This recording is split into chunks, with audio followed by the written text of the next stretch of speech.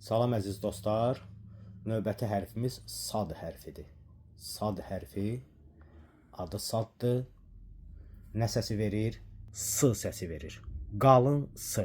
Dilin ucu qabaq aşağı dişlərin dibinə söykənir və qalın S səsi verir. S, si, su, sa belə səslənir. Sad hərfi. Növbəti hərfimiz vad hərfidir. Vad. Bu nə səsi verir? Çox vaxt buna z deyirlər, z da deyil, d da deyil.